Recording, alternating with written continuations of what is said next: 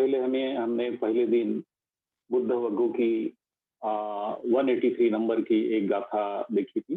तब्ब पापस्य करणं कुशलस्य उपसंपदा सच्चित्त पर्योदपनं एतं बुद्धान शासनम्। तो इसका मतलब हमने देखा था कि किसी भी तरह का पाप कर्म नहीं करना है, हमेशा कुशल कर्म करना है। कुशल कर्मों में अपने आप को स्थापित करना है ताकि हमारे व्यवहार में भी वे कुशल कर्म आ जाए।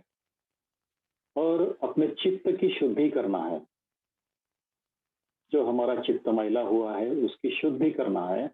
यही बुद्ध का शासन है, बुद्ध की शिक्षा है। इस तरह से हमने इस गाथा को देखा था।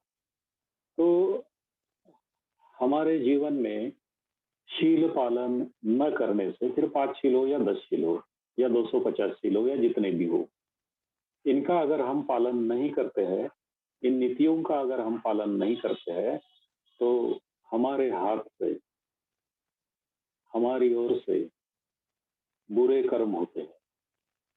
तो ये जाहिर है, अगर हम कुछ अच्छा नहीं सोचेंगे, अच्छे कर्म नहीं करेंगे, तो अपने आप तो कोई अच्छे कर्म होने वाले नहीं है, तो बुरे कर्म ही होंगे। हमारी सोच बुरी होंगी, हमारी कृति बुरी होंगी, हमारा मन मैला होगा, यह सारी चीजें होती रहेंगी। तो इसलिए भगवान बुद्ध कहते हैं कि हमेशा शिलाचरण करना चाहिए, शिलाचरण में स्थापित होना चाहिए, प्रशिक्षित होना चाहिए और अपने आप को कुशल मार्ग पर आरूढ़ करना चाहिए, कुशल कर्मों का संचय करना चाहिए, कुशल कर्मों का आचरण करना चाहिए। हम्म?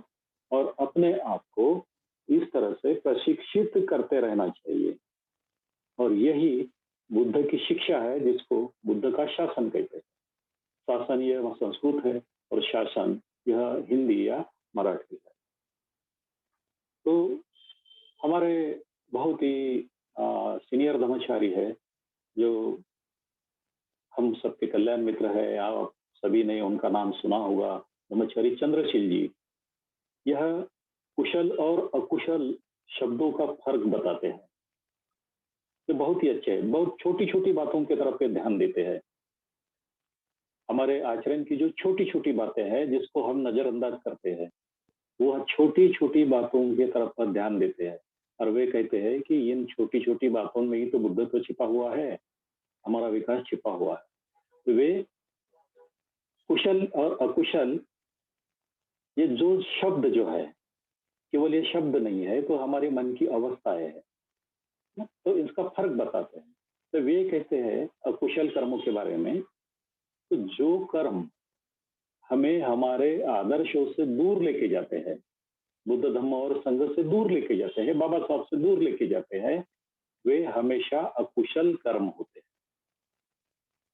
और जो कर्म हमें हमारे आदर्शों के तरफ लेके जाते हैं, बुद्ध धम्म और संघ की तरफ लेके जाते हैं, बाबा साहब की तरफ लेके जाते हैं, ऑर्गेन संघ रक्षित जी की तरफ लेके जाते हैं, और जो भी बड़े बड़े विद्वान या पंडित हुए हैं बुद्ध धर्म में, जैसे आनंद है, जैसे आम, सारिपुत्र मोगलायन है, दलाई लामा जी है, ऐसे बड़े बड़े जो लोग हैं, मिलरेपा है, इनके तरफ लेके जाते हैं, वे हमारे कुशल कर्म होते हैं। तो बहुत ही सीधी सादी उन्होंने इस बात को बताया है चंद्रशील जी ने। तो इस तरह से हमें इस पहली गाथा का आचरण करना है। फिर दूसरी गाथा गाथा को हमने देखा था, जो लोक वग्ग में से 169 नंबर की आती है। धम्मं चरे सुचरितं नतं दुचरितं चरे धम्मचारी सुखं सेति अस्मिंग लोके परम नीच। तो इसका मतलब है कि सुचरित धर्म का आचरण करे, पालन करे, दुराचरण न करे, धम्मचारी इस लोक और परलोक में सुख से रहता है या सुख से सोता है। आजकल नींद आना भी बहुत बुरा हो गया है। 8 घंटे नींद नहीं आती है, कुछ लोगों को 1 घंटा ही नींद आती है, तो कुछ लोगों को बिल्कुल नींद नहीं आती है। तो यह भी बात इसमें है। तो अगर हम धम्म का आचरण, उसके अर्थ को जानकर नहीं करते हैं तो हम गलतियां करेंगे।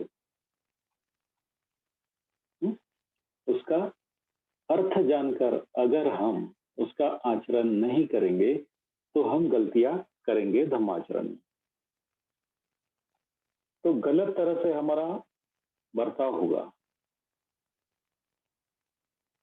तो इस गाथा में मार्गदर्शन करते हुए भगवान बुद्ध ये कहते हैं कि किसी भी तरह का गलत कर्म न करे, गलत काम न करे, धम्म को अच्छी तरह से समझिए, उसके अर्थ को अच्छे तरह से समझिए। हम्म? क्योंकि गलत कर्मों के परिणाम गलत होते हैं, गलत कर्मों को परिणाम होते हैं किसी के भी। अच्छे कर्मों के भी परिणाम होते हैं किसी के भी। जैसे गलत कर्मों के गलत परिणाम होते हैं, अच्छे कर्मों के अच्छे परिणाम होते हैं, कुशल कर्मों के कुशल परिणाम होते हैं। ठीक है। तो इस तरह से, तो समझो कहीं आग है, हम वहां पर जाते हैं, अपनी उंगली वहां पे लगाते हैं तो हमें जलन होती है, हमें तकलीफ होती है। तो आग को हाथ लगाने के परिणाम हमें बिल्कुल जहाँ के वही दिखाई देते हैं। उसकी तकलीफ जिसने भी आग लगाई हो या जिसने भी जिस उद्देश्य से उसको लगाया है उसको नहीं होते हैं, पर जो उसको टच करता है उसको उसके परिणाम देखने को मिलते हैं। तो इस तरह से हमारे कर्मों के जो परिणाम है वे तात्काल भी दिखाई देते हैं, और कुछ कर्मों के परिणाम जो है वो देर से भी दिखाई देते हैं। तो कुछ कर्मों के परिणाम देखने के लिए बहुत सारा समय लगता है। आप इसको भगवान बुद्ध और उनका धम्म में पढ़ सकते हैं, बाबा साहब ने वहां पर लिखा है।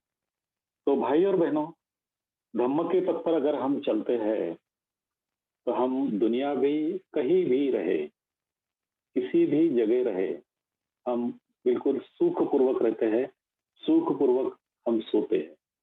तो यह इस गाथा का मतलब हमने देखा था। और तीसरी जो गाथा है धम्मट्ट वग्गो नाम का वग्ग है, जिसको धर्मस्थ वर्ग भी कहा गया है। उसमें से 259 नंबर की गाथा बाबा साहब ने हमारे लिए ली थी, जो नतावता धम्मधरो यावता बहुभासति यो च अपम्पि सुतवानं धम्मं कायेन पश्यति सवे धम्मधरो होती यो धम्मं न पमज्जति। इस तरह से आई है। तो इसका हिंदी में जो अनुवाद है इस तरह से होता है कि बहुत बोलने से कोई धम्मधर नहीं होता है। जो बहुत बोलता है, बहुत पाठ करता है, वह धम्मधर नहीं होता है। भगवान बुद्ध ने बहुत ही अच्छा मार्गदर्शन किया है जिनके बारे में यह गाथा कही गई है। तो जो थोड़ा भी सुनकर धम्म का काय से साक्षात्कार करता है और जो धम्म में प्रमाद नहीं करता वह धम्मधर होता है। तो इसका मतलब यह नहीं है कि हमने ज्यादा पढ़ना नहीं चाहिए या ज्यादा पाठांतर करना नहीं चाहिए, ऐसा भगवान बुद्ध को नहीं कहना है यहाँ पे। क्योंकि पाठांतर उस वक्त भी होता था, लोगों को पूरा त्रिपिटक पाठ था, बड़े बड़े भगवान बुद्ध के जो उपदेश है वे सभी पाठ थे। उन्होंने वह सब पाठांतर किया है, करके धम्म हमारे तरफ आया है, हम तक पहुंचा है। कल्पना कीजिए अगर समझो पाठांतर की कोई सुविधा उपलब्ध नहीं होती और भगवान बुद्ध ने मना कर दिया होता तो धम्म हमारे पास में पहुंचा नहीं होता। तो पाठांतर को भी महत्व है, भगवान बुद्ध ने उसको भी महत्व दिया है। पर भगवान बुद्ध का कहना यह है, आप जितना भी पाठांतर करते हो तो उसमें अगर आप थोड़ा सा भी लेते हो, उसका अर्थ जानते हो और उसका काय से साक्षात्कार करते हो, अपने जीवन में उतारते हो, तुम्हारे अंदर में भी धर्म होता है, बाहर में भी व्यवहार में भी धम्म होता है, तो वह धर्मधर होता है, उसे धर्मधर कहते हैं। तो जो हम पाठ करते हैं, बहुत सारा पाठ करते हैं, ठीक है, बहुत अच्छी बात है, पर उसमें से थोड़ा सा तो भी एक शब्द क्यों ना हो, उसका अर्थ जानकर उसका आचरण हमने करना है, यह इसका मतलब है। इसी तरह से मैं समझता हूँ। तो धम्मदर कहते हैं। तो इस तरह से हमने इन 3 गाथाओं का 3 गाथाओं के बारे में हमने देखा था। आज हम थोड़ा आगे बढ़ेंगे, आज इसको हम समाप्त करेंगे। तो आइए बढ़ते हमारे धम्मपालन गाथा के आखिरी चरण की तरफ, जहाँ पर बाबा साहब ने इन गाथाओं को धम्मपालन गाथा में इंक्लूड नहीं किया था। यह जो गाथाएं है यह बाद में जोड़ी गई थी। तो उसमें नत्थी में शरणं अय्यं, बुद्धो में शरणं वरं, एतेन सच्च होतु में जय मंगलम। नत्थी में शरणं अय्यं, धम्मो में शरणं वरं, एतेन सच्च होतु में जय मंगलम। और तीसरा जो चरण है वह नत्थी में शरणं अय्यं, संघो में शरणं वरं, एतेन सच्च होतु में जय मंगलम। तो इस प्रकार के यह 3 चरण है शरण गमन के। तो इसका अर्थ आप सभी को पता है, फिर भी मैं बता देना चाहता हूँ। तो मेरा दूसरा कोई शरण स्थान नहीं है, बुद्ध ही मेरे शरण स्थान है। मेरे इस सत्य वचन से मेरा जय मंगल हो। मेरा दूसरा कोई शरण स्थान नहीं है, धम्म ही मेरा शरण स्थान है। मेरे इस सत्य वचन से मेरा जय मंगल हो। मेरा दूसरा कोई शरण स्थान नहीं है, संघ ही मेरा शरण स्थान है। मेरे इस सत्य वचन से मेरा जय मंगल हो। और बाद में आता है नमो बुद्धाय, नमो धम्माय, नमो संघाय। और बाद में हम साधुकार करते हैं, साधुवाद करते हैं। 3 बार साधु साधु और साधु कहते हैं, और धम्म पालन गाथा को हम यहाँ पर समाप्त करते हैं। तो इस तरह से यह धम्म पालन गाथा का आखिरी चरण है, जिसे आज हम संक्षिप्त में देखने की कोशिश करेंगे। तो भाई और बहनों, जैसा मैंने पहले दिन भी कहा था कि यह जो आखिरी की जो गाथाएं है, यह अगर आप 16वां खंड देखते हैं राइटिंग एंड स्पीचेस का, उसमें बौद्ध वंदना पाठ है, बौद्ध पूजा पाठ आया है। तो वहां पर जो पहले की जो 3 गाथा है, 3 वग्गों से ली गई है, बुद्ध वग्गो, लोक वग्गो और धम्मट्ट वग्गो की, यह गाथा वहां पर आई हुई है। तो उस बौद्ध पूजा पाठ में धम्मपालन गाथा के नाम पर यह 3 गाथाएं बाबा साहब ने हमारे लिए चुनी थी। और उसके बाद में यह जो बाकी का जो हिस्सा है, जो बहुत ही महत्वपूर्ण हिस्सा है, वह जोड़ा गया है। तो ये जो 3 चरण है, ये जो 3 गाथाएं है, ये शरण गमन की गाथाएं है। नत्थी में शरणं अय्यं हम कहते हैं। तो यह शरण गमन की गाथाएं है, जो हम त्रिरत्नों को शरण गमन करते हैं। बुद्ध धम्म और संघ को हम शरण गमन करते हैं, उसे याद रखते हैं। तो जैसा हमने पहले दिन धम्मपालन गाथा का महत्व देखा था कि भले ही हमारा कार्यक्रम खत्म हो, आज हमारा शिविर खत्म होने वाला है, या आप जो भी शिविर में जाओगे तो अंतिम दिन में वह शिविर खत्म होता है, तो केवल शिविर खत्म होता है, हमारा धम्मचरण वहां पे खत्म नहीं होता है। हमारा धम्माचरण जो है हमें जारी रखना है। कब तक जारी रखना है? हमारे आखिरी तक। मैत्रेय सागर का धम्माचरण मैत्रेय सागर के अंतिम सांस तक जारी रखना है। तो हो सकता है अंतिम सांस के बाद भी अगर कुछ है तो तब भी यह धम्माचरण उसको जारी रखना है। और उसके लिए यह जो 3 शरण स्थान है, यह उसके लिए बहुत महत्वपूर्ण है। अगर इस 3 शरण स्थानों को उसने याद रखा तो वो इन सभी तरह के धम्माचरण को कर सकता है। तो यह बात है। तो यह धम्माचरण की शरण गमन की गाथाएं है। हमारे जो सर्वोच्च आदर्श है भगवान बुद्ध, और उनकी जो शिक्षाएं है, जो सारी शिक्षाएं है, जो भी उन्होंने सभी की सभी शिक्षाएं दी है जो त्रिपिटक में विद्यमान है, जिनको हम धम्म कहते हैं। हुँ? और उस धम्म के मार्ग पर चलने वाले सभी वे लोग जिन्होंने फल प्राप्ति की है। धम्म का आ, धम्म का आ, उन्होंने अनुभव अनुभव किया है, धम्म की अनुभूति उनको हुई है और उस अनुभूति से वे बदल चुके हैं, अपने जीवन को परिवर्तित किया है। वे सभी लोग जिनको हम आर्य संघ के नाम से जानते हैं, ऐसे इन तीन श्रेष्ठ रत्न को हमने शरण जाना है, शरण जाते हैं और हमेशा के लिए हम शरण जाते हैं। तो इन गाथाओं में, तीनों भी गाथाओं में नत्थी में शरणं अय्यं यह शब्द आया है कि मुझे दूसरा कोई भी शरण स्थान नहीं है, दूसरा कोई भी शरण स्थान नहीं है। ये बहुत ही महत्वपूर्ण बात है। हम कबूल करते हैं भगवान बुद्ध के सामने, त्रिरत्नों के सामने, कि मेरे जीवन में आपके सिवा दूसरा कोई भी शरण स्थान नहीं है। इस बात को हमने याद रखना है और इस बात को याद रखकर दूसरे तीसरे चौथे शरण स्थान को अंदर घुसने नहीं देना है। वह हमारी जिम्मेदारी है। अगर हम इन त्रिरत्नों के साथ में चौथा भी कुछ एंटर करने देते हैं तो वो हमारी गलती होगी।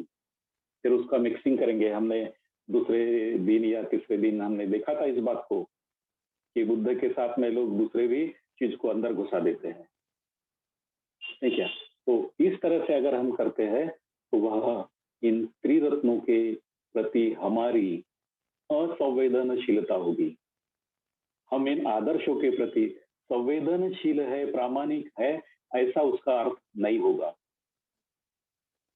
तो हम इतने कॉन्फिडेंस से, इतनी श्रद्धा से, इतनी प्रामाणिकता से त्रिरत्नों के सामने कबूल करते हैं कि नत्थी में शरणं गय्यं, मुझे दूसरा कोई भी शरण स्थान नहीं है आपके सिवा, बुद्ध के सिवा, धम्म के सिवा, संघ के सिवा।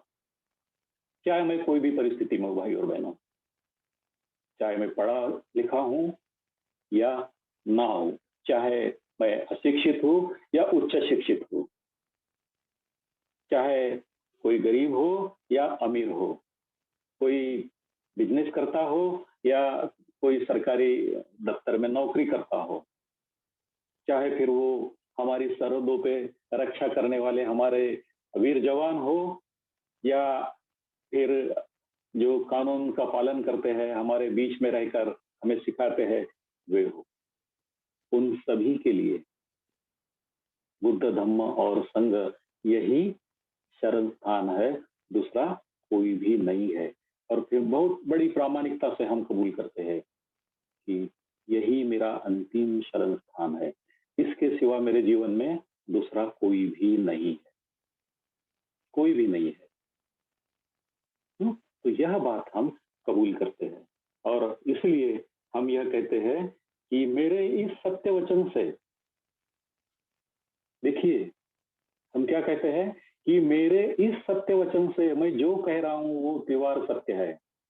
मैं मेरी मन की गहराई में जाकर कबूल कर रहा हूं, कबूल करता हूं कि यही मेरे लिए सत्य है, कि आप ही मेरे शरण स्थान हो, मेरे आदर्श हो, मेरे उच्च आदर्श हो। हुँ?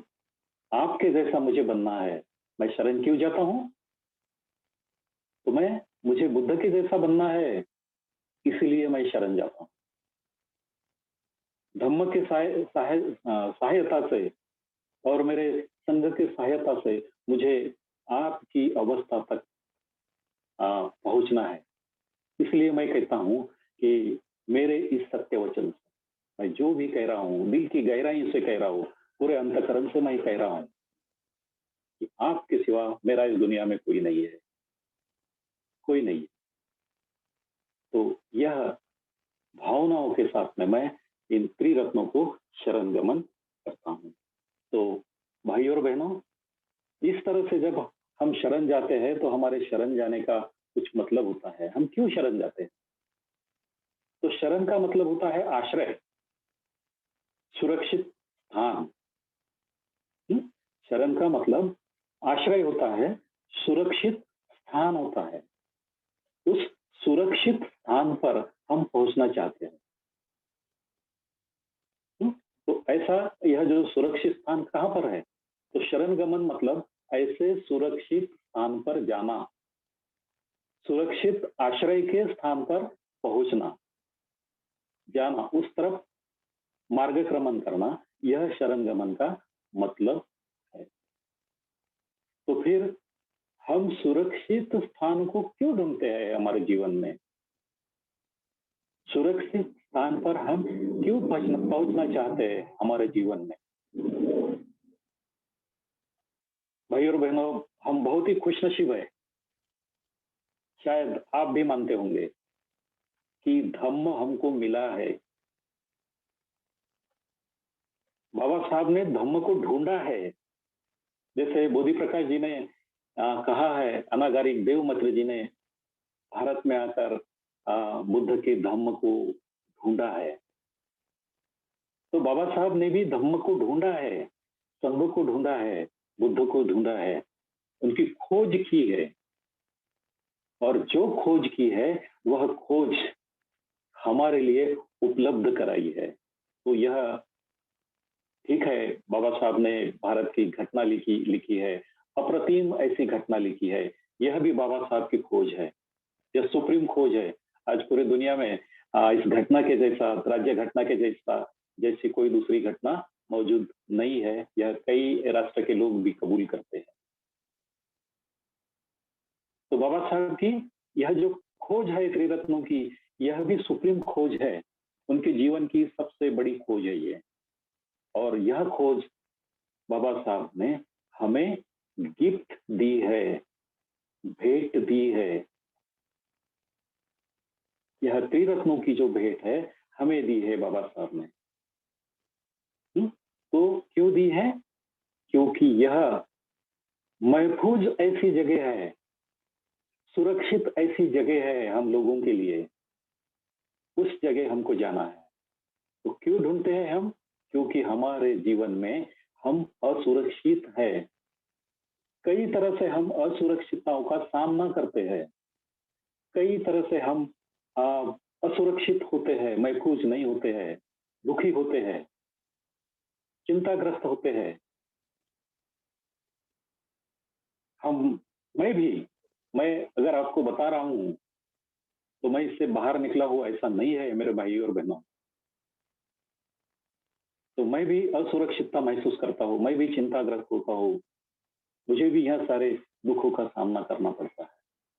तो अगर समझो मुझे इन बातों से निकलना है तो मुझे ऐसा सुरक्षित स्थान चाहिए जहां पर जिनकी शिक्षा से, जिनकी मैत्री से मैं अपने आप को महफूज समझूं, मैं अपने आप को सुरक्षित समझूं। तो वही तीन स्थान हो सकते हैं, दुनिया में दूसरा कोई भी चौथा स्थान नहीं है। यही भी त्रिरत्न है। फिर जिसने श्रोतापन्न अवस्था प्राप्त की है, शक्रोदागामी अवस्था प्राप्त की है, अरहंत अवस्था प्राप्त हुई है, उनके लिए भी यह तीन ही शरण स्थान है। तो भाई और बहनों, उर्गेन संगरक्षी जी ने भी इस शरण गमन का जो महत्व है, इसके पहले यह जो शरण गमन का जो तत्व है बौद्ध धर्म से दुर्लक्षित रहा है, नष्ट हुआ है ऐसा नहीं कह रहा हूं मैं, दुर्लक्षित हुआ था, उसकी तरफ किसी ने ध्यान नहीं दिया था। और इसीलिए धर्म का दिन ब दिन ह्रास होते गया। हम इस बात को जानते हैं कि बाबा साहब ने अपने जीवन में किस तरह से शरण गमन किया था, किस कदर किया था। बाबा साहब ने अपने अंतिम दिनों में भी यही बात को दोहराया था कि अभी मैं अपने जीवन का अंतिम जो काल है वह बुद्ध धम्म के प्रचार और प्रसार के लिए लगाऊंगा। देखिए कितनी बड़ी बात बाबा साहब ने हमारे लिए अपने उदाहरण से रखी है।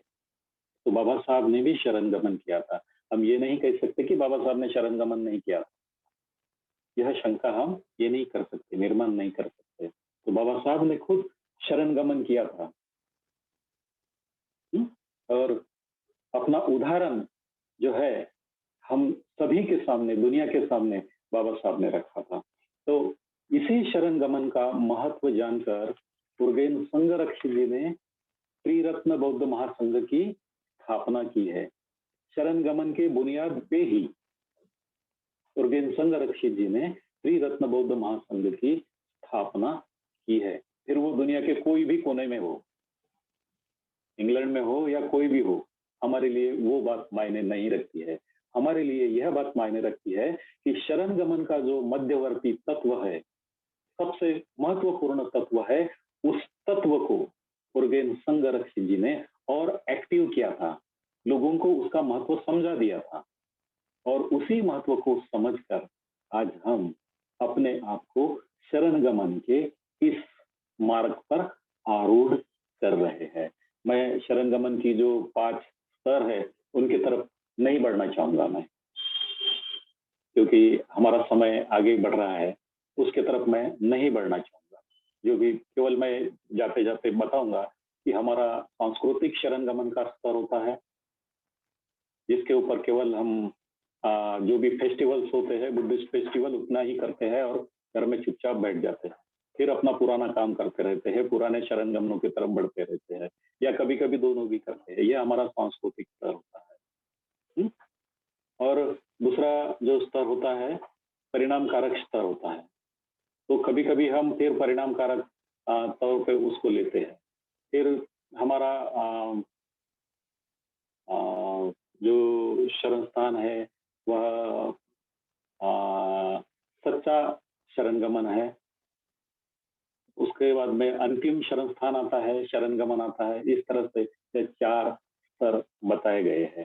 तो कभी कभार और कोई ब्रह्मचारी आप लोगों के सामने आकर इसके बारे में बात कर सकते हैं, या आप खुद भी किताबों में पढ़ सकते हैं, ग्रंथों में पढ़ सकते हैं।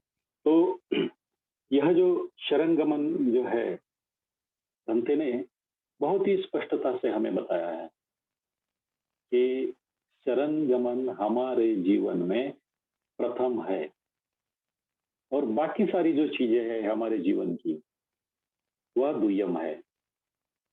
तो अगर हम शरण गमन करते हैं तो हम अपने आप को अच्छी तरह से विकसित कर सकते हैं, अच्छी तरह से रख सकते हैं। तो शरण गमन का यह जो महत्व है, भंते ने हमें समझाया है कि हमारे जीवन में बुद्ध धम्म और संघ प्रथम है, और उसके बाद में बाकी सारी चीजें हैं। फिर बाकी सारी चीजों का मतलब क्या है? हमारा यह जो शरण गमन है, उसकी अभिव्यक्ति बाकी के जीवन में उतरती है। फिर हमारी नौकरी हो, हमारा घर हो, हमारे बच्चे हो, उनको अच्छी तरह से संस्कार देना हो, हुँ?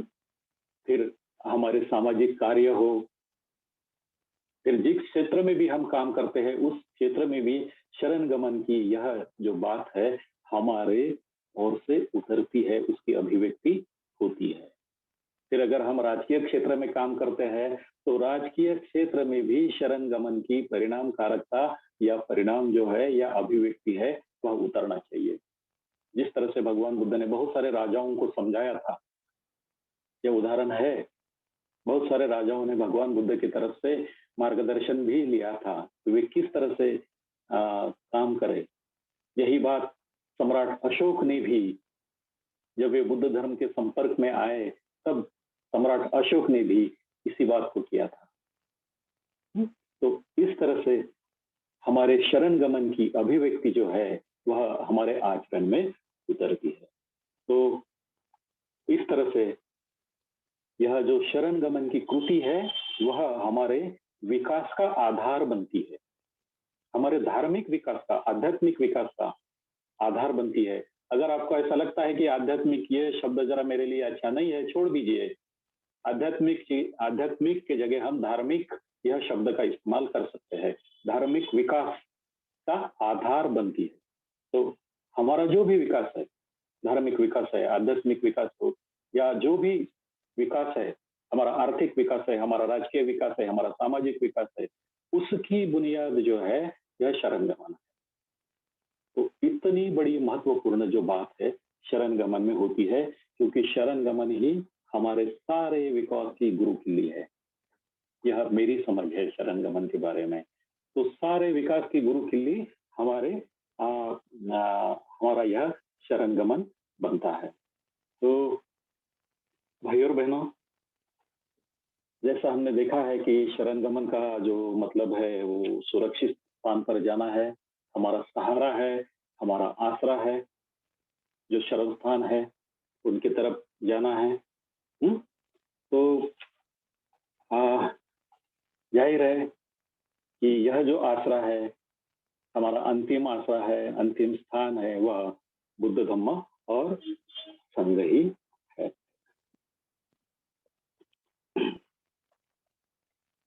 तो थोड़ा सा अगर हम देखें तो यह जो सुरक्षित स्थान पर हम क्यों जाना चाहते हैं, इसके बारे में भी अगर हम थोड़ा सा देखें संक्षिप्त में, तो हमें बाबा साहब की लिखित, जिसका जिक्र मैंने पहले दिन किया था, भगवान बुद्ध और उनके धम्म का भवितव्य, जो 1950 में मई में बाबा साहब ने कलकत्ता की महाबोधि पत्रिका में प्रकाशित किया था। बनते नहीं बनते उन उस वक्त उस पत्रिका के संपादक थे। तो बनते ने भी यह लेख जो है बाबा साहब का पढ़ा था, और उस लेख के माध्यम से ही वे बाबा साहब के संपर्क में आए थे, और बाद में बाबा साहब से मुलाकातें भी की है उन्होंने, और बुद्ध धम्म के प्रचार और प्रसार के लिए उनकी बहुत सारी चर्चाएं भी हुई है।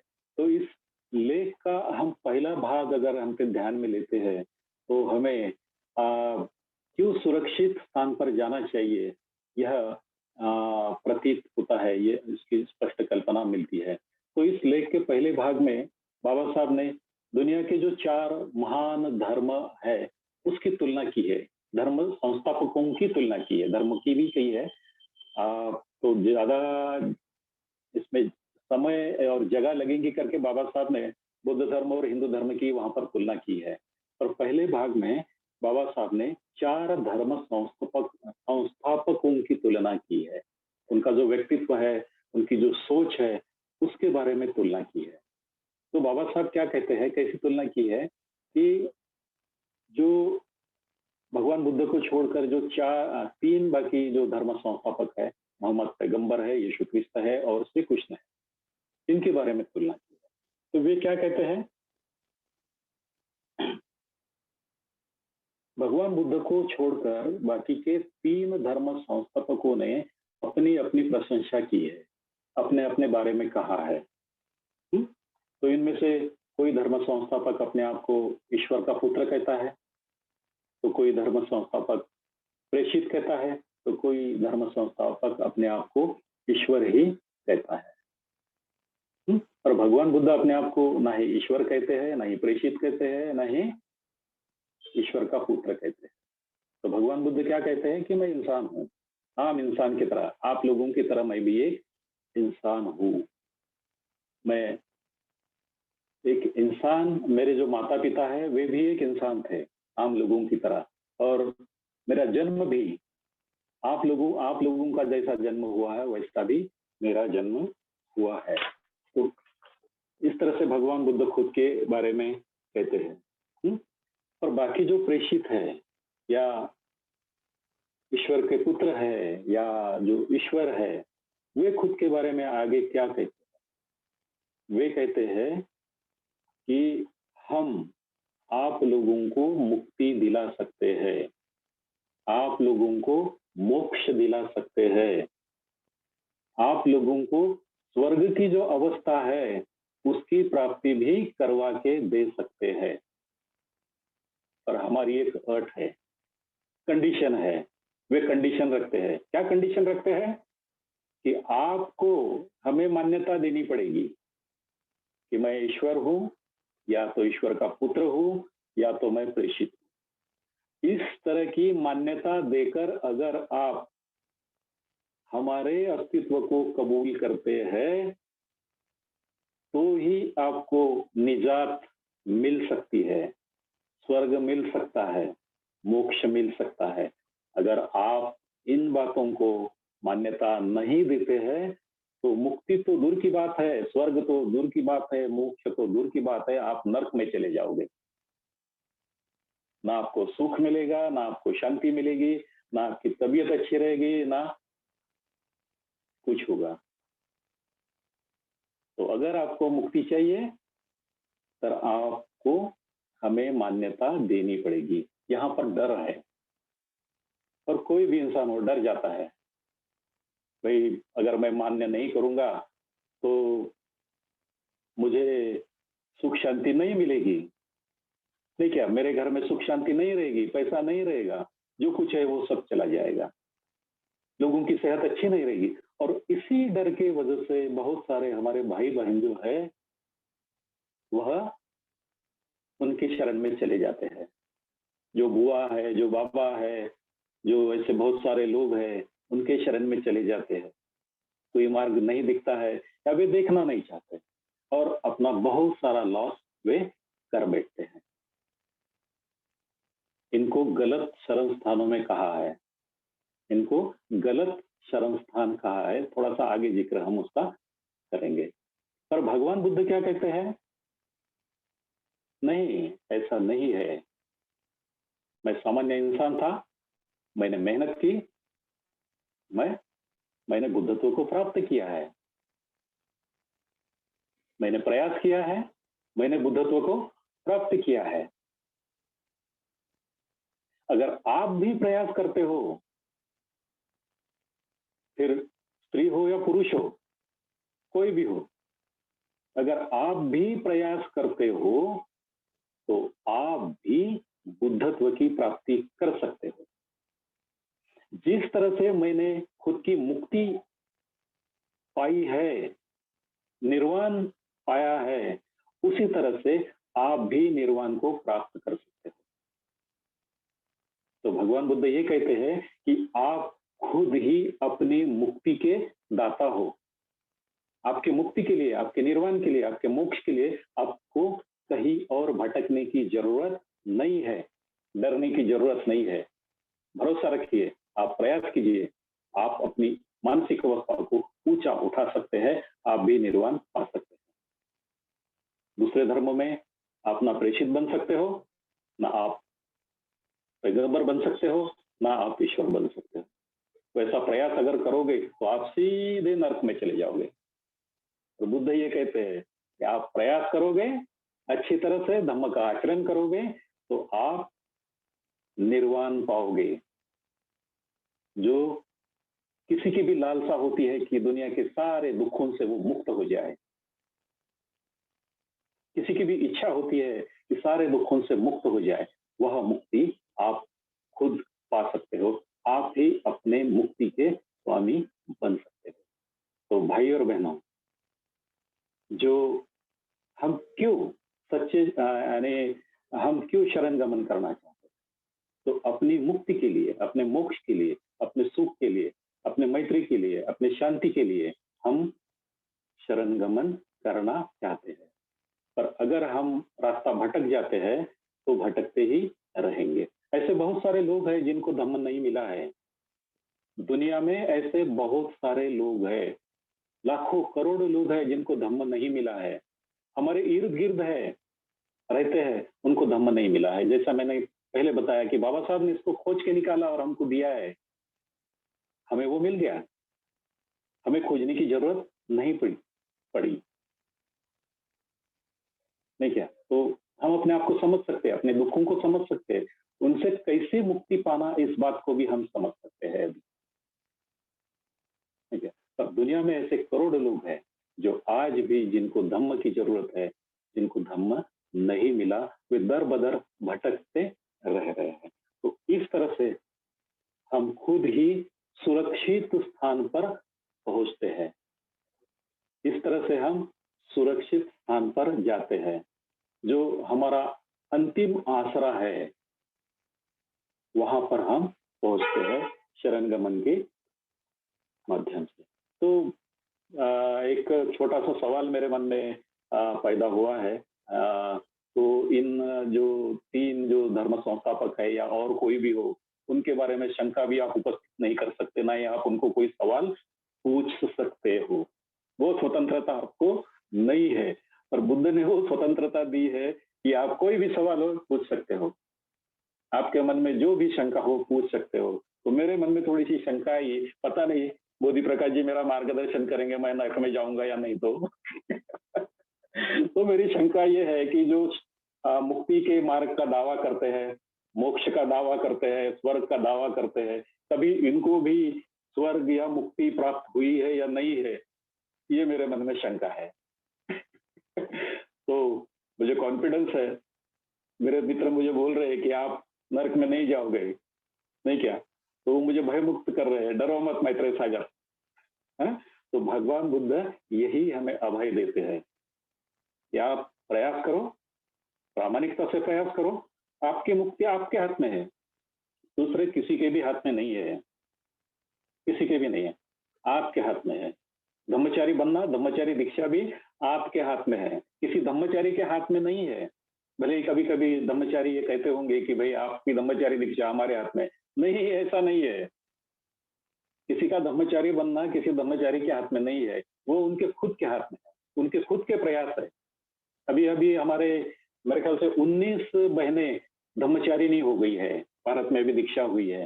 तो उन्होंने खुद प्रयास किया, शरण गमन के मार्ग पर वे खुद आगे बढ़ी और अपने आप को उन्होंने बदल दिया, वे ब्रह्मचारिणी बनी। ठीक है? तो ये मैजिक है, एक जादू है, जादू ही के जैसा है। हम अपने आप को बदल सकते हैं, बदला हुआ देख सकते हैं, लोग भी हमें बदले हुए देख सकते हैं। तो भाई और बहनों, तो इस तरह से शरण गमन का मतलब जो है कि हमने अपने आप को बदलना। शरण गमन का मतलब है कि अ, अपने आप को बदलना, हुँ? अपने आप को परिवर्तित करना। जो बदलाव का मार्ग है, उसकी तरफ अपने आप को लेके जाना, उसके ऊपर अपने आप को स्थापित करना, यह शरण गमन का मतलब है। अगर थोड़ी-सी सिंपल शब्दों में अगर हम कहें, तो अपनी जो बुरी आदतें हैं, बुरी हैबिट्स है, फिर वो कोई भी हो, उन आदतों को पहचानना, उनका महत्व समझना, क्या वे मेरे लिए महत्वपूर्ण है या नहीं है? महत्वपूर्ण नहीं है तो उन्हें छोड़ देना, यही शरण गमन है। तो जो बुरी आदतें हैं, बुरे संस्कार है, बुरी समझ है, उन समझ को परिवर्तित करना, उसमें बदलाव लाना, इनको पूरी तरह से भी हम बदल सकते हैं। तो इस तरह से हम परिवर्तन के मार्ग पर खुद को रखना, यह ही शरण गमन है। फिर हमारा सांस्कृतिक लेवल हो, परिणाम कारक हो या परिणाम कारक हो या प्रामाणिक हो, नहीं क्या? तो एक उदाहरण देता हूँ। मेरे एक दोस्त का उदाहरण है। मैं नागपुर के मेडिकल में टेक्नीशियन था, वहाँ पर मेरा एक सीनियर टेक्नीशियन अपना ही था। तो मेरी उनकी दोस्ती हो गई और मैं उनको देख रहा था कि रिटायरमेंट के लिए 5 या 6 साल बाकी है। पर उनको मैं देख रहा था कि उनकी कुछ हैबिट्स थी, बहुत ही अ, उनको तकलीफ देने वाली हैबिट्स थी। वे किसी की भी तरफ से पैसे उधार माँगते थे। उन्होंने किसी को नहीं छोड़ा था। ना पोस्ट ग्रेजुएट स्टूडेंट को छोड़ा था, ना डॉक्टर को छोड़ा था हमारे डिपार्टमेंट के, ना किसी इनको छोड़ा था। ना सोसाइटी सोसाइटी में तो उनका वो चलता ही रहता था पैसे लेना, सोसाइटी से कर्जा लेना। एटीएम कार्ड थे उनके पास में 2-3, तो हर एटीएम कार्ड से उन्होंने वो पैसे निकाले थे लोन के ऊपर। और उनका लोन का भुगतान इतना था कि जितना पैसा लेते थे उनके 4 पट वो भर के देते। तो इस तरह से उनकी जो जीवन कहानी थी बहुत ही त्रस्त। हमारे संघ के संपर्क में आए, वो धीरे-धीरे संपर्क में आए, फिर उनके समझ में आने लगा कि मैं क्या कर रहा हूँ? मैं ये कौन-सी चीज़ें कर रहा हूँ? मैं पूरी तरह से बदनाम हो चुका हूँ, डिपार्टमेंट में और बाकी लोगों ने भी। तो लोग उनको पैसे नहीं देते थे। फिर उन्होंने वो धीरे-धीरे बंद कर दिया। सबका कर्जा चुका दिया उन्होंने, धीरे-धीरे चुका दिया और रिटायरमेंट के 2 साल पहले ही उन्होंने खुद का मकान भी खड़ा कर लिया। बच्चे भी उनके नौकरी पे लग गए। तो यह उदाहरण मैं इसलिए दे रहा हूँ भाई और बहनों, अगर हम शरण गमन के मार्ग पर चलते हैं, अपनी आदतों को पहचानते हैं, बुरी आदतों को पहचानते हैं और उनको बदलते हैं, तो हम उस बदल को अनुभव करते हैं और वह बदल हमारे जीवन में खुशियाँ लाता है, आनंद लाता है और इस तरह से हम अपने आप को परिवर्तित करते जाते हैं। तो हमारे प्रयासों पर वहाँ निर्भर है। तो अगर हम अपनी इन आदतों को नहीं पहचानते हैं, तो यह जो आदतें हैं, हमारे गलत जो हैबिट्स जो है अ, उनको बढ़ावा देती है, जिनको हम किस प्रकार से शरणगमन करते हैं या शरण स्थान है, इस माध्यम से हम थोड़ा-सा देखने का प्रयास करेंगे। तो हमारे शरण स्थान जो है, वो किस प्रकार के होते हैं? आम जीवन में किस प्रकार के होते हैं? तो इसको 2 कैटेगरी में हम विभाजित कर सकते हैं या किया गया है। हम ही कर रहे हैं ऐसा नहीं है, तो पहले ही किया गया है। एक जिनको बोल सकते हैं कि गलत शरण स्थान, जिसका मैंने अभी ज़िक्र किया था और एक कह सकते हैं कि सच्चा शरण स्थान। तो हमारे गलत शरण स्थान कौन से हैं? यह पहचानने की ज़िम्मेदारी हमारी खुद की है। हुँ? जैसा कि डर है, जैसा मैंने पहले बताया कि डर है, किसी चीज़ का डर निर्माण होता है और फिर उस डर की वजह से हम किसी गलत रास्ते पर चल पड़ते हैं और उसके अधीन हो जाते हैं, वह हमारा गलत शरण स्थान बन जाता है। फिर कोई बाबा हो या कोई हो, इस तरह की चीज़ें हमारे जीवन में हम करते रहते हैं। बुद्ध बताते हैं कि डरो मत, अच्छे लोगों की सलाह लो, आपको मार्ग मिल जाएगा। पर इस बात को हम नहीं मानते हैं और मुझे खेद के साथ में कहना पड़ता है, हमने ज़िक्र किया है कि हम भगवान बुद्ध को भी भगवान के रूप में मानते हैं, देव के रूप में मानते हैं कि भगवान बुद्ध हमें कुछ देंगे, हमें पैसा देंगे, हम सुख देंगे, हमें शरीर स्वास्थ्य देंगे। इस तरह की मानसिक अवस्था को हम बदल देते हैं अपनी और यह फिर जो हमारा अच्छा है, वह बुरे इसमें बदल जाता है। भगवान बुद्ध किसी को कुछ भी नहीं देते हैं, किसी को कुछ भी नहीं देते हैं। ना किसी को शरीर सुख देते हैं, ना किसी को पैसा देते हैं, ना किसी को धन देते हैं, ना कुछ देते हैं। भगवान बुद्ध केवल मार्गदर्शन करते हैं कि आपको जो चाहिए वो प्राप्त करने का यह मार्ग है। इस मार्ग पर चलिए, आपको वो मिल जाएगा। तो इस तरह से तृष्णा भी हमारी एक झूठा शरण स्थान है। तृष्णा मतलब हमारे अंदर की हाव, ये चाहिए, वो चाहिए, वो चाहिए। है? तो यह तृष्णा एक झूठा शरण स्थान है, जिसके अधीन हम खुद को कर देते हैं, खुद को सौंप देते हैं, उसमें रत रहते हैं। 3 प्रकार की तृष्णा बताई गई है। एक काम तृष्णा, भव तृष्णा और विभव तृष्णा। हुँ? तो काम तृष्णा क्या है? तो हमारे जो इंद्रिय है, 5 इंद्रिय जो है, इस इंद्रियों के संपर्क में जो-जो भी चीज़ें आती है, फिर कपड़े हो, गहने हो, कोई भी चीज़ हो, जो-जो भी चीज़ें हमारे इंद्रियों को दिखती है, तो हमारे मन में उनके प्रति आकर्षण निर्माण होता है, आसक्ति निर्माण होती है और फिर हमें लगता है कि वो हमें चाहिए, चाहे ज़रूरत हो या ज़रूरत ना हो। तो उन चीज़ों के पीछे हम दौड़ते रहते हैं, हमेशा उनमें रत रहते हैं। फिर हमारा सारा समय जो है, उन चीज़ों को प्राप्त करने में जाता है। हमारा पैसा जो है, उन चीज़ों को प्राप्त करने में जाता है, हम लगा देते हैं। ज़रूरत ना रहने पर भी हम उनमें आसक्त रहते हैं। जैसे उदाहरण के तौर पर हम कपड़ा ले सकते हैं, ठीक है? हमारे पास में बहुत सारे ड्रेस हैं, फिर भी हमें कपड़ों की आसक्ति रहती है, हम लेते ही रहते हैं। फिर हम उनको पहन पहन भी नहीं सकते हैं, कपट में भर के रख देते हैं, पर हमारा लेना शुरू रहता है। वो अन्नों की जो फूड होता है, फूड के प्रति भी हमारी तृष्णा होती है। हमें मालूम होता है कि मुझे आज 2 चपाती की ज़रूरत है, नहीं क्या? मेरा शरीर जो है ज़्यादा जो ये है बर्न नहीं कर सकता, वो शरीर में डिपॉज़िट हो जाएगा, फिर मैं मोटा हो जाऊँगा, शुगर बढ़ जाएँगी।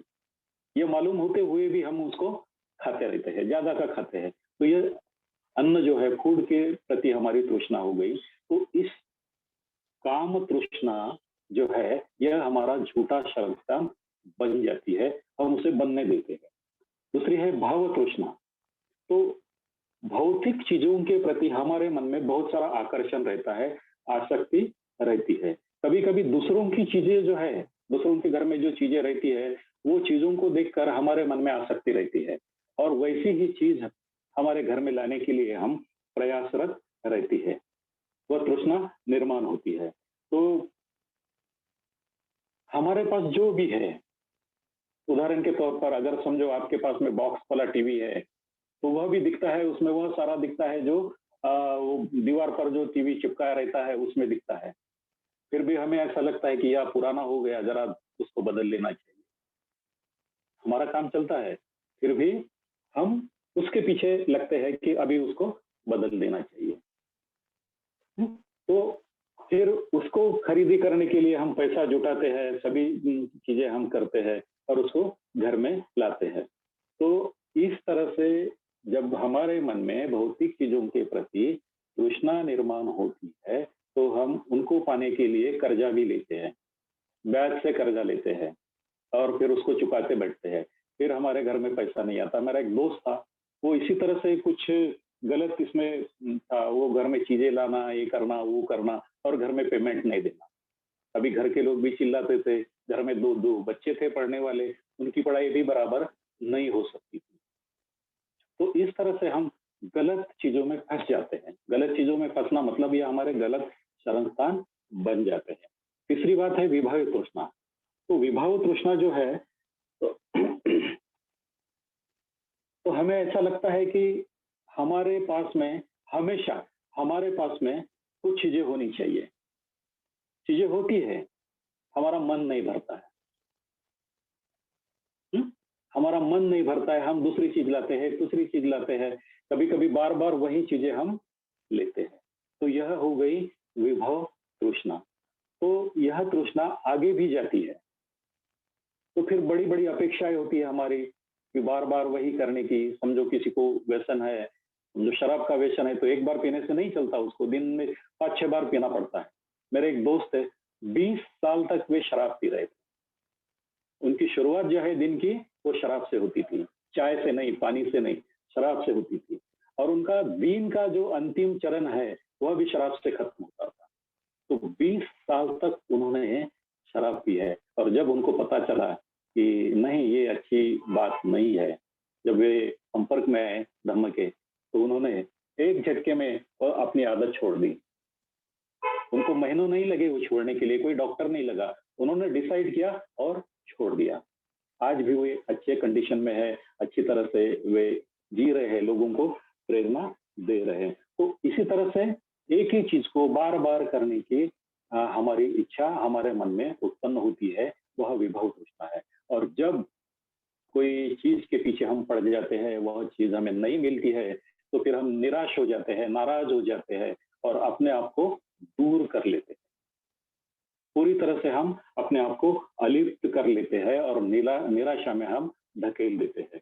कभी-कभी इस निराशा की वजह से हम बुरी आदतें भी हमें लग जाती है। बुरी आदतें भी हमें लग जाती है और कभी-कभी तो हम खुद को समाप्त भी कर देते हैं, विभव तृष्णा में रहने के वजह से। तो इस तरह से यह जो तृष्णा है, किसी भी तरह की तृष्णा हो, यह हमारा झूठा शरण स्थान होता है। तो और भी कई तरह के जे जो झूठे शरण स्थान है, वह होते हैं। जैसे पद है, प्रतिष्ठा है, उसके पीछे भागना है। फैमिली भी जो है, वह झूठा शरण स्थान हो सकती है। केवल पैसा कमाना, वही उद्देश्य हमारे जीवन का रहता है, खुद के लिए वक़्त नहीं दे पाते हैं। यह झूठे शरण स्थान होते हैं। हमारे घर का टीवी जो है, हम दिन भर उसके सामने बैठे रहते हैं। क्या चल रहा है पता नहीं, पर दिन भर उसके सामने बैठे रहते हैं। हमारा मोबाइल है, यह सब झूठे शरण स्थान है। वे हमें किसी भी तरह की सुरक्षा प्रदान नहीं कर सकते हैं। किसी भी अच्छी जगह हमें स्टेबल जीवन नहीं दे सकते हैं।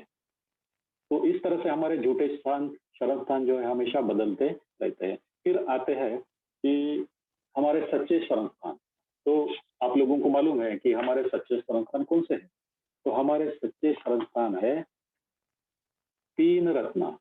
बुद्ध, धम्म और संघ, यह सच्चे शरण स्थान है। अप्रतिम ऐसे शरण स्थान है जो कभी बदलते नहीं। सच्चे शरण स्थान कभी भी बदलते नहीं है। जो झूठे शरण स्थान है वे हमेशा बदलते रहते हैं। हमारी चॉइस बदलते रहती है। हम अलग अलग बातों में एंगेज होते हैं, पर जो सच्चे शरण स्थान है वे कभी भी बदलते नहीं है। आ, तो यह इस तरह से हमारे इन तीन गाथाओं के आ, आ, बारे में है। और उसके बाद में आता है नमो बुद्धाय, नमो धम्माय, नमो संघाय। तो यह जो है, हम जो तीन हमारे शरण स्थान है, ऊंचे शरण स्थान है, उन शरण स्थानों को हम अपनी श्रद्धा से अभिवादन करते हैं।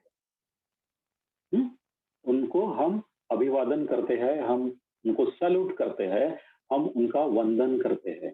बड़ी श्रद्धा से, बड़ी भक्ति से हम उनको वंदन करते हैं। और उसके बाद में हम कहते हैं साधु साधु साधु, नहीं क्या? तो साधुकार जब करते हैं, बहुत बार हमने साधुकार, साधुवाद यह शब्द हमने सुना है। तो हम बड़े आनंद से, मुक्ति का जो आनंद होता है, नहीं क्या, उस आनंद से हम साधुकार करते हैं। जैसा एकुदान जी के बारे में हुआ है, जब भी वे प्रवचन देते थे तो जंगल से साधुकार होता था। जो जंगल के देव है, वन देवता है, प्राणी है, जो भी है, तो वे उनका साधुकार करते थे।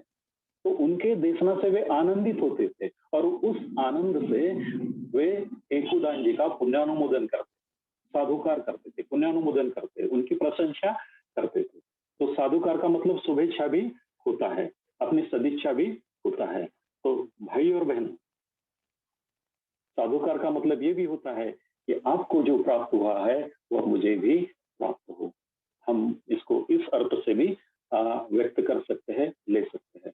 तो यह हो गई हमारी जो धम्म पालन गाथा है, उसका आखिरी जो हिस्सा है वो इस तरह से है।